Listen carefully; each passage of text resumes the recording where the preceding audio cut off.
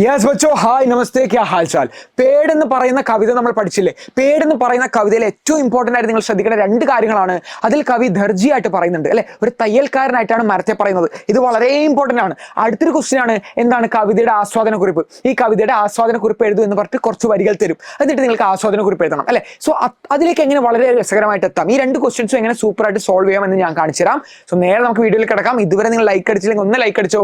ഹിന്ദി പഠിക്കുന്ന നിങ്ങളുടെ ചങ്കിനും ചങ്കത്തികൾക്കൊക്കെ ഒന്ന് അയച്ചു കൊടുത്തോ, നമുക്ക് സെറ്റ് ആക്കിയാലോ. Hindi is very simple and humble. Okay, so നിങ്ങൾക്ക് ഇങ്ങനെയാണ് ചോദ്യം. നമ്മൾ പേട് എന്ന് പറയുന്ന സുശീൽ ശുക്ല എഴുതിയിട്ടുള്ള കവിതയെ നല്ല രീതിയിൽ മനസ്സിലാക്കിയിട്ടുണ്ട്. സിമ്പിൾ ആണ്, സൂപ്പർ ആണ്.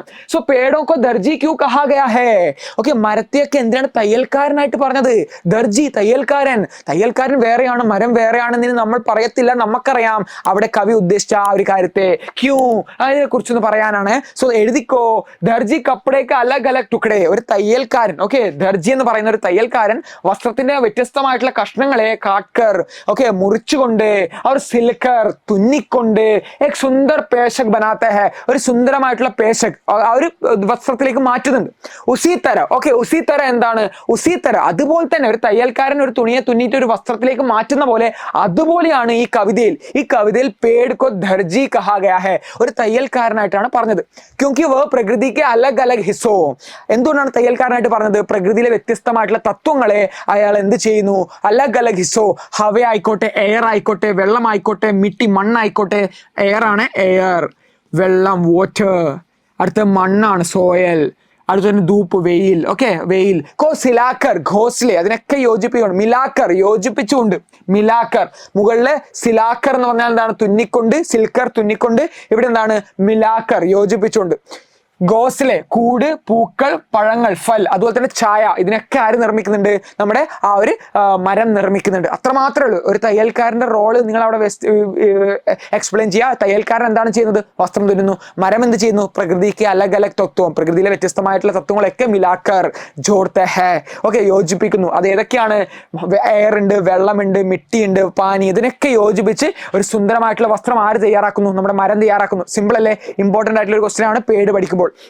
അടുത്തൊരു ക്വസ്റ്റ്യൻ ആണ് കവിതാക്ക ആശയിലേക്ക്, കവിതയുടെ ആശയം വ്യക്തമാക്കുക എന്നാണ് പറയുന്നത്. ഓക്കെ, സോ കവിതയുടെ ആശയം വ്യക്തമാക്കാനാണ് പറഞ്ഞത്.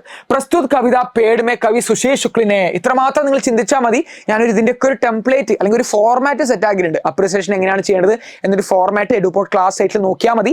അല്ലെങ്കിൽ നിങ്ങൾക്ക് എഴുതാം, എന്താണ് സുശീൽ ശുക്ലിനെ പേടൻ കാ മാനകീകരൺ എക് ദർജി കെ റൂപ് മേ കിയാ ഹേ. സോ ഈ ഒരു കവിതയിൽ മരങ്ങളെ കവി എന്താണ്? സുശീൽ ശുക്ല എക് മാനകീകരൺ, പേഴ്സോണിഫിക്കേഷൻ, എക് ദർജി കെ റൂപ് മേ കിയാ ഹേ, ഒരു തയ്യൽക്കാരനായിട്ടാണ് ചെയ്തിട്ടുള്ളത്.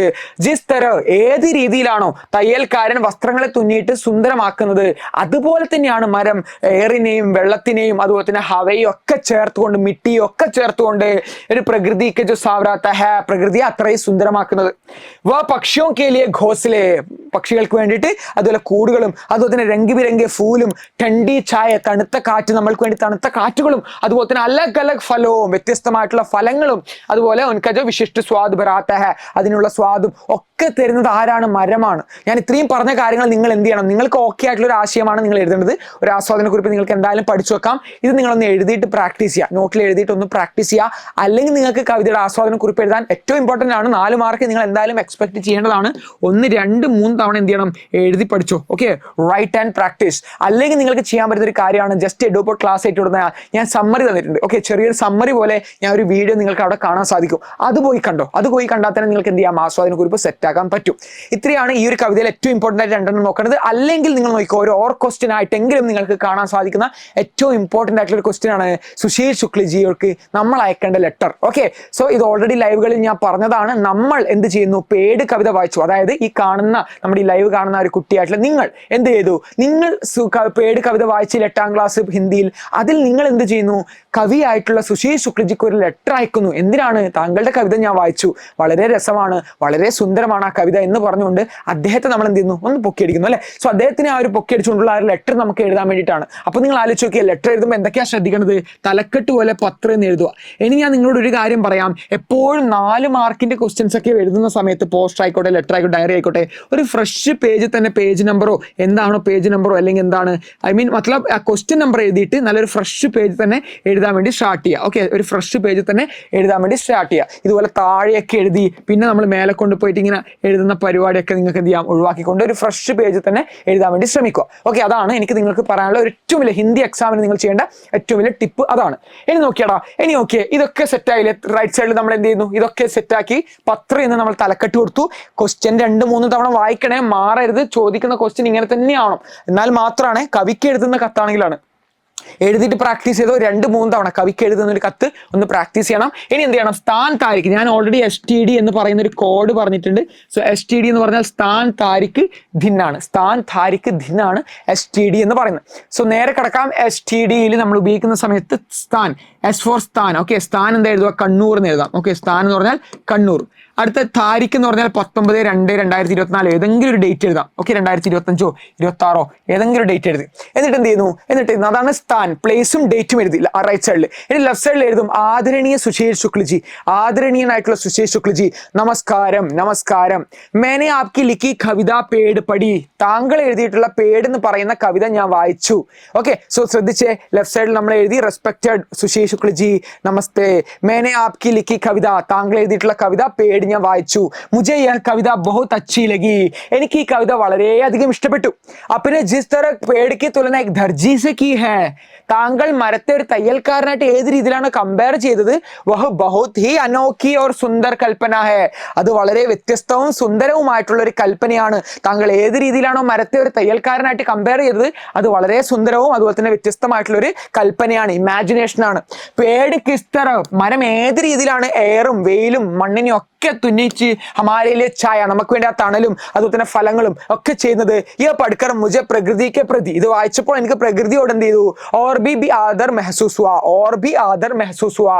ഈ പ്രകൃതിയുടെ റോളൊക്കെ ഞാൻ ഇത് വായിച്ചപ്പോൾ എനിക്ക് മനസ്സിലായി പ്രകൃതി എത്രമാത്രം ഇമ്പോർട്ടന്റ് ആണ്, മരം നമുക്ക് എത്രമാത്രം ഇമ്പോർട്ടന്റ് ആണെന്ന് താങ്കളുടെ കവിത വായിച്ചപ്പോൾ എനിക്ക് മുझे സമജ് മേ ആയാ, മുझे പതാ ചലാ, എനിക്ക് മനസ്സിലായി, എനിക്ക് അറിഞ്ഞു.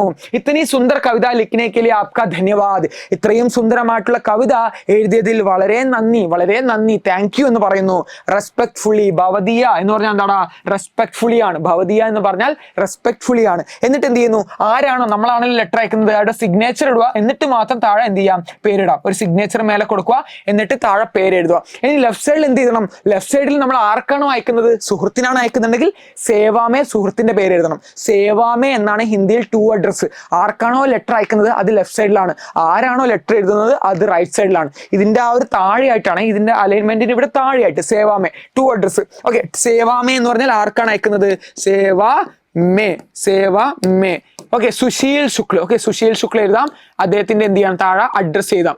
പത്ത എന്ന് കൊടുത്താൽ മതി, പത്ത അഡ്രസ്, പത്ത എന്ന് എഴുതിയിട്ട് ഒരു ബ്രാക്കറ്റിൽ ഇട്ട് കൊടുത്താൽ മതി. അല്ലെങ്കിൽ എന്തെങ്കിലും അഡ്രസ്സ് നിങ്ങൾക്ക് എഴുതാം, റാൻഡം ആയിട്ട് എന്തെങ്കിലും, മയിൽ 670602 കണ്ണൂർ കേരള, അങ്ങനെ. അദ്ദേഹം മധ്യപ്രദേശിലാണ് വരുന്നത്, നിങ്ങൾ ശ്രദ്ധിക്കണം. അദ്ദേഹത്തിന്റെ ആ ഒരു ബയോഗ്രഫി നോക്കി അദ്ദേഹത്തിന്റെ സ്ഥലം നിങ്ങൾക്ക് മനസ്സിലാവും. സോ സിംപ്ലി അങ്ങനെ എഴുതാം, അല്ലെങ്കിൽ പത്ത അഡ്രസ് എന്നൊരു സാധനം താഴെ കൊടുക്കാം. സോ കോണ്ടന്റ് ആണ് നിങ്ങൾ ഫോക്കസ് ചെയ്യേണ്ടത്. എഴുതുന്ന കാര്യത്തിൽ ഫോക്കസ് ചെയ്ത് കഴിഞ്ഞാൽ 4 മാർക്ക് സുഖമായിട്ട് നിങ്ങൾക്ക് വാങ്ങിച്ചെടുക്കാം. ഇതാണ് ഏറ്റവും ഇമ്പോർട്ടന്റ് ആണ് നിങ്ങൾ പേട് എന്ന് പറയുന്ന കവിതയിൽ പഠിക്കാനായിട്ട് ഞാൻ നിങ്ങളോട് പറയുന്നത്. സെറ്റ് ആണല്ലോ? ठीक है, मिलते हैं अगली वीडियो में. അടുത്തൊരു വീഡിയോയിൽ കാണാം. നിങ്ങൾക്ക് ഡയറി ലെറ്ററിന്റെ ഒക്കെ ഫോർമാറ്റ് സെറ്റ് ആക്കും. അതുപോലെ തന്നെ ഇതുവരെ നിങ്ങൾക്ക് വേണ്ടിയിട്ട് ഒരു വാട്സ്ആപ്പ് ചാനൽ നമ്മൾ ക്രിയേറ്റ് ചെയ്തിട്ടുണ്ട്. ക്ലാസ് 8ന്റെ വാട്സ്ആപ്പ് ചാനൽ എന്ന് പറയുന്നതിൽ ജോയിൻ ചെയ്തില്ലെങ്കിൽ ജസ്റ്റ് ജിമ്മൻ സാർ ജൂപോട്ട് എന്ന് പറയുന്ന ഇൻസ്റ്റാഗ്രാം നോക്കിയാൽ മതി, നിങ്ങൾക്ക് വേണ്ടിയിട്ടുള്ള ആ കോണ്ടന്റ്സ് ഒക്കെ അവിടെ ലഭിക്കും. സോ നേരെ പോയി ജോയിൻ ചെയ്തോ, ആ ഒരു ചാനൽ ജോയിൻ ചെയ്താൽ പല കാര്യങ്ങളും നമുക്ക് എന്ത് ചെയ്യാം, അവിടെയൊക്കെ ഞാൻ ഇൻഫോം ചെയ്യുന്നതിനായിരിക്കും, നേരെ ആ ഒരു ചാനലിന്റെ ഭാഗമായിരിക്കുള്ളൂ. സോ താങ്ക് യു, മിൽത്തെ ഹെ, ടാറ്റ.